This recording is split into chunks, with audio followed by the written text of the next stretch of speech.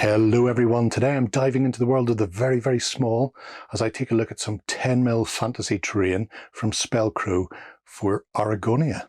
Hello folks, so I'm going to be taking a look at some 10mm resin terrain from Spellcrow for their Argatoria setting. So I have here a savage village, both the round and triangular huts. I also have a gateway. And then I've got a couple of ziggurats. So as you can see, blister packed in the main. Let me just cut the back of that. Pop these out. So 3 casts. 2 stones in front. So it looks like the same building 3 times. And I imagine it will be the same for the little triangular buildings. 1 tab underneath. Fairly chunky bit of kit. That will require hot water before I remove that so I don't get any shearing happening. I will wash these and clip off the relevant parts and then take a closer look at them in just a moment. But I also have the ziggurat, which is a big multi-part piece.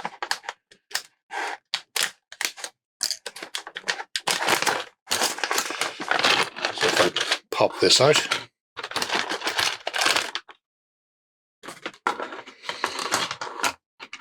so plenty of clipping to do here. A lot of sprue gates, but it means it's a fairly consistent pour, so there shouldn't be much in the way of gaps or thin areas of the resin.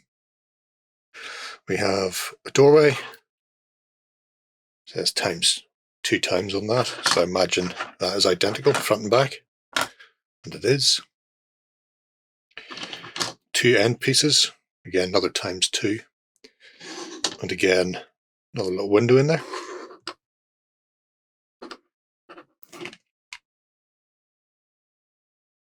Just checking. Yep, identical. How straight are they? Actually, they're fairly straight. Looks like there's a little bit of a split there where the master mold started to come apart. I'll see how that fits together in the build, if it makes any difference. And then we have the roof, 2 sections, one with a wooden trapdoor, one without. And it locks together, and the stonework should hopefully hide the join. Again, sprue gates on the bottom, and many there are. So I'm going to nip off, boil a kettle, and I'll be back with this assembled. Okay, I'm back with the Spellcrow 10mm terrain then. Cleaned up fairly nicely.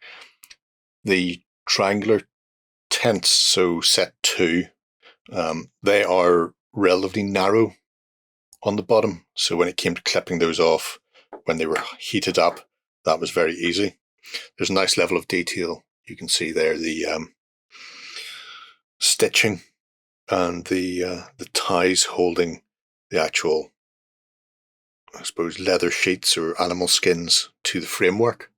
So they're quite lovely. Nice little set of 3 of those. Then we have the circular huts or yurts or whatever you want to call them. Again, same level of detail, very nicely done, made up of this patchwork of skins and then these massive mammoth tusks or dinosaur tusks or whatever they happen to be. Lovely. However, this, and here's an example, that join, that tab or sprue gate was much larger than the gauge on my clippers, which is a standard set of modeling clippers.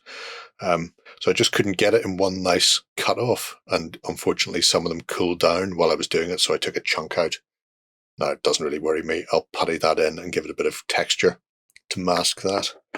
Just something to watch out for though, with the little round tense that you could end up clipping it too much and actually just removing some of that detail from the side. However, if you are going to lose detail, losing it on the bottom where there's gravel is probably fine. My gateway. So, as you can see, here is the gateway. Again, very nice. Lovely little details on it. Some little lizard skulls and hacking and carvings into the rock work. And these two gargantuan Kong-esque. I mean, you're one step away from Skull Island there. You should just be tying somebody between them. But that gateway is quite nice. So I can have my whole savage village behind that, possibly behind some rocks.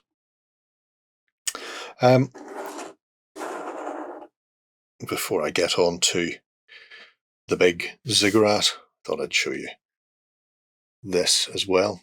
I got a little pack of freebies when I ordered, which included this menhir. Again, adorned with skulls, rocks, bones, and carvings. It's a nice little centerpiece for your savage village. And they also sent through a couple of sort of 10mm test pieces. So I have some lizards, frogmen, and barbarians, and even an ogre. So these are quite nice because, like I say, I didn't order these, but I got sent just a little grab pack. So since we have them, I thought I'd show you there. The ogre is approximately 16mm to eye level. So gargantuan in shape, ready to club people to death. Nice cast, slight seam line running straight through him, really, which makes sense, but not so big that it's going to cause a lot of issues on cleanup. Slight, more defined seam line there, just under the armpit. But then the interesting ones for me are the non-standard fantasy. So ogres, we've seen ogres before.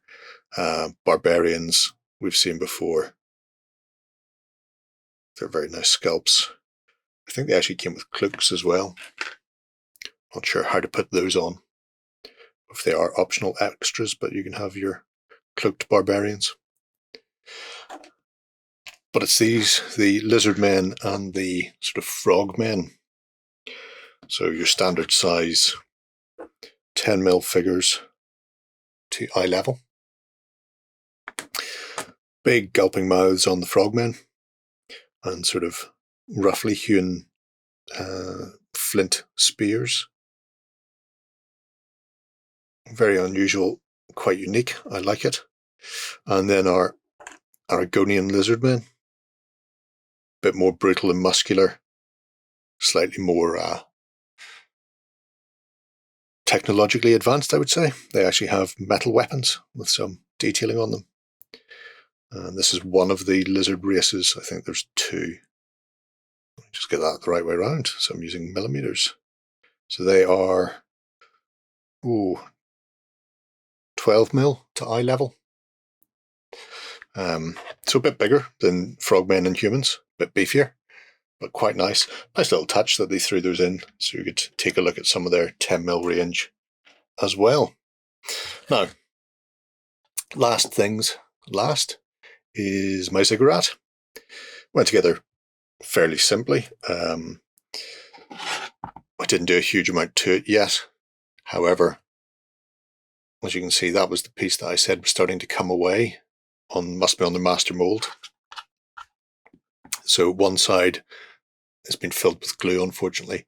This side hasn't, so I will be able to heat that up and just bend it in so it's flush. But otherwise, for a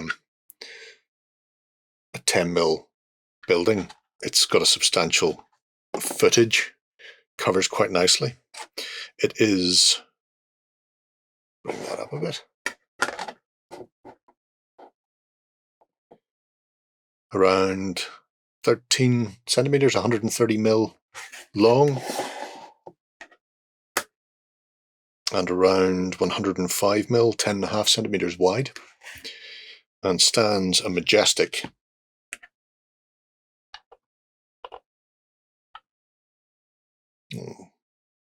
40mm high, not including the base. So it's got a nice footprint for it. These pieces on top are obviously just nice little features. However, I did get a pack of watchtowers, so there are 2 of these. One thing is there's a dent there, and it's the same on the other piece as well, which means there must be a slight flex in their mold or a divot in. I can live with that. It's not a big deal breaker for me. These can be set as watchtowers by themselves, or they actually fit perfectly on top of these 2x2 squares, allowing you to build up your temple to another level, which is a really nice touch. One thing I will say, these planks seem very large for my liking for 10mm. So on the second one, I actually just roughly carved in additional plank lines, just having each of those.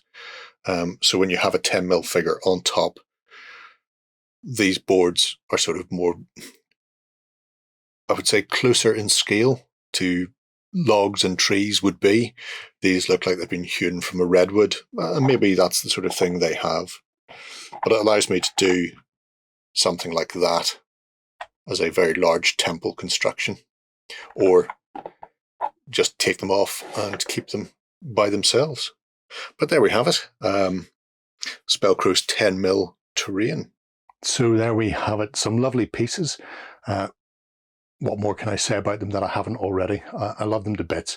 Very simple, easy to paint up, get onto the tabletop in short order, and will do a wonder for your games, whether you're playing Argatoria or if you're playing another 10mm fantasy game like War Master or Fantastic Battles, Hordes of the Things, whatever it happens to be. They definitely have a place on your gaming table. Let me know what you think of these 10mm treasures below. Until next time, folks, bye-bye. Go ahead and check out our other content on screen now. And while you're at it, why not hit subscribe and remember to ding our dong. Go on, you know you want to click it. Go on.